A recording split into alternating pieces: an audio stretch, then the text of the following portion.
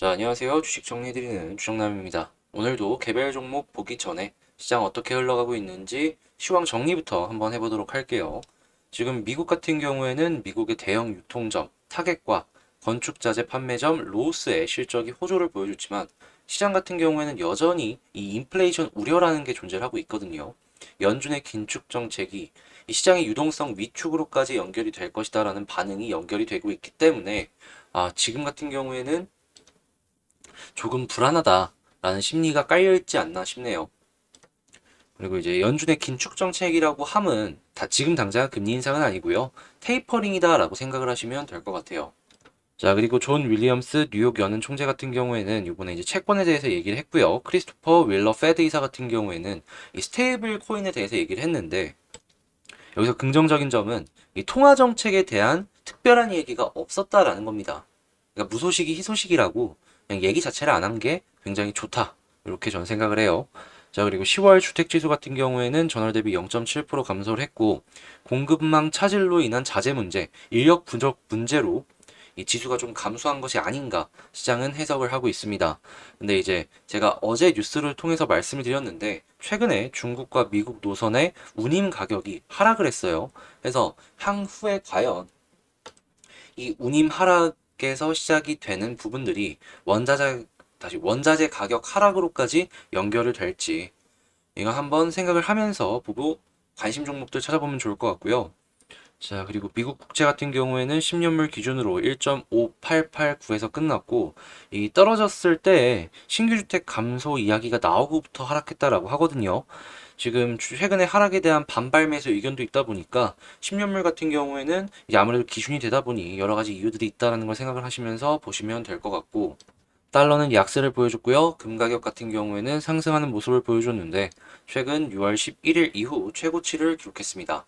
그리고 내일은 미국 옵션 만기일로 미증시 같은 경우에 변동성이 좀 커질 수 있으니까 체크하시고요. 그리고 크리스토퍼 윌러랑 클라리다 연준 부의장이 내일 연설을 또 할 예정이다라고 합니다. 그리고 지금 헝다 리스크가 계속해서 이제 튀어나와주고 있는데요.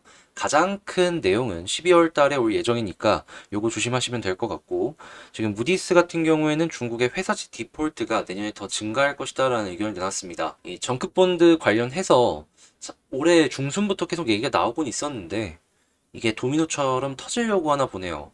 한국 증시에는 악영향으로 작용이 될 가능성이 있으니까 요때 피해 가실 분들은 피해 가시는 것도 하나의 방법이다. 네, 말씀드립니다.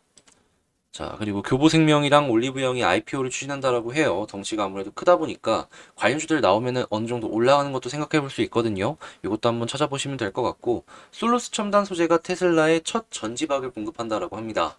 솔루스 첨단 소재 같은 경우에는 OLED 쪽도 그렇고, 이 소재 쪽도 그렇고, 주목을 받는 부분들이 굉장히 이 전망이 좋은 곳들이기 때문에 이거 같은 경우에는 계속해서 지켜보는 것도 나쁘지 않을 것 같아요. 물론 주가가 올라가다 보면은 들어가는 데 있어갖고 약간 주춤할 수밖에 없겠지만 재료가 좋으면은 뭐 2차, 3차로 해가지고 연관되는 종목들도 있을 수 있으니까요. 이런 게 있구나 정도로 생각을 하시고 보시면 되겠습니다. 자, 그러면 이렇게 한번 이 시황 분석 싹 해봤고요. 제 영상 잘 보셨다면 구독, 좋아요, 그리고 그 종 모양의 알림 설정 있잖아요. 그거 한 번씩만 눌러주시면 감사하겠습니다. 그 알림 설정 그 종 모양 있거든요. 이 종 모양 딱 누르시면 제가 영상 올리면 바로바로 확인하실 수 있으니까 한 번씩 눌러주시면 감사하겠고요. 자, 그러면 개별 종목 한번 보도록 하겠습니다. 제가 가지고 온 종목은 대한전선입니다. 일단 대한전선 뉴스 나온 거 있어가지고 뉴스 한번 보고 그리고 나서 수급 차트 이 순으로 보도록 할게요. 3거래일 연속 하락세, 뭐 공매도 수량이 39만 주대로 줄어들었다라고 하는데 솔직하게 공매도 수량만으로 향후 주가를 이렇게 저렇게 보는 거는 되게 어렵죠. 그쵸? 이게 변수가 워낙 많다 보니까. 그래서 그냥 이런 게 있구나 정도로 참고하시면서 요거는 넘어가시면 되고 주목을 해봐야 되는 뉴스는 오히려 이거예요. 친환경 인프라 이 ETF 몸값이 올라가고 있다. 현재 이 미국을 기준으로 인프라 법안이 통과가 됐잖아요. 그 액수만 하더라도 한국 돈으로 1,000조 이상이다라고 알려져 있는데 그 인프라를 까는 데 있어서 들어가는 뭐 전선이나 건설 기계나 이런 종목들 같은 경우에는 돈이 몰릴 수밖에 없지 않겠어요. 1,000조입니다, 1,000조.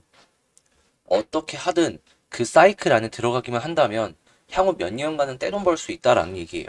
그래서 지금 친환경 인프라 ETF 이쪽에 몸값이 올라가고 있다라고 하니까 이 부분 같은 경우에는 그냥 긍정적으로 생각을 하시면 될 것 같습니다.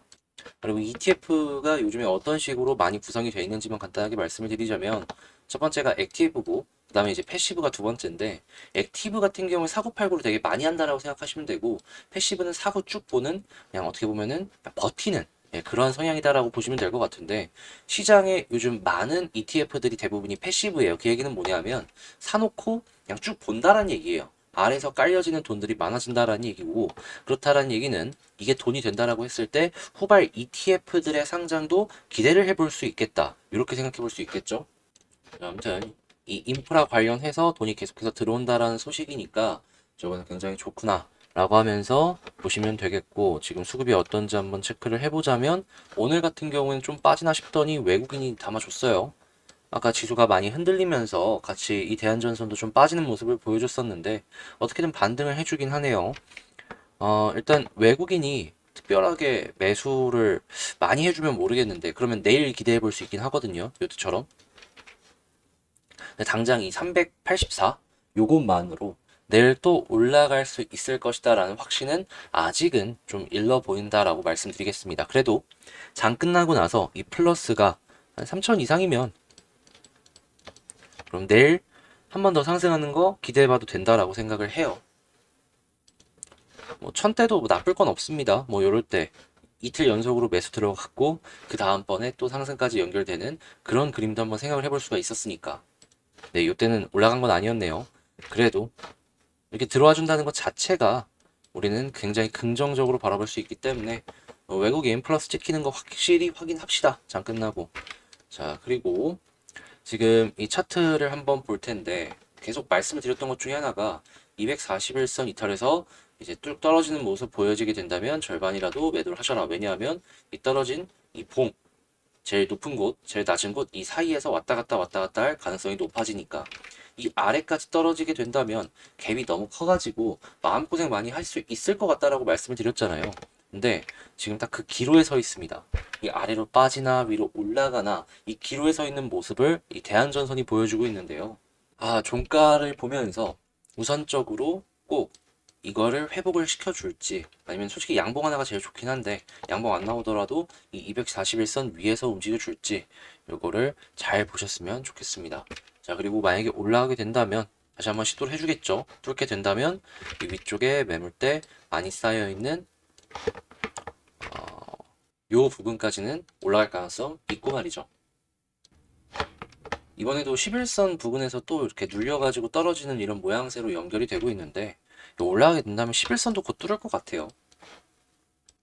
그러면 11선 돌 거고 그러면 그 다음엔 21선 맞닥뜨리겠죠. 그럼 21선 같은 경우에도 차근차근 아래로 떨어져 주고 있으니까 여기 고점 부분이랑 맞물려 갖고 뚫고 올라가면은 저항 라인 두 개를 뚫고 올라가는 그런 그림으로 연결이 될 것이고 이게 한 끈만 어떻게든 힘이 좀 들어와 주게 되면은 이게 한 번 더 올라갈 가능성이 되게 높아 보이는데 한 끗이 되게 아쉽네요. 한 끗이. 재료만 본다면 너무 좋아요.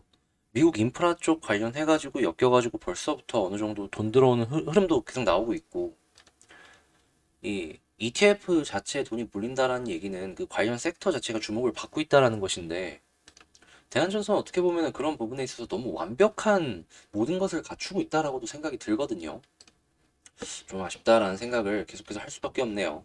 자, 그럼 정확회에서 정리를 해보면 만약에 매수를 해놨다면 여기 이 사이를 기억을 하시고 이 아래로 떨어져서 회복 못하는 그림 나오면 절반 정리하고 나머지를 보다가 회복하는 그림 보여지면 뭐 팔았던 물량 그대로 사면 되니까요. 뭐 그런 식으로 보면 될 것 같고 그리고 이 위쪽에서 계속해서 왔다 갔다 해주면은 굳이 팔 필요는 없어 보이겠습니다.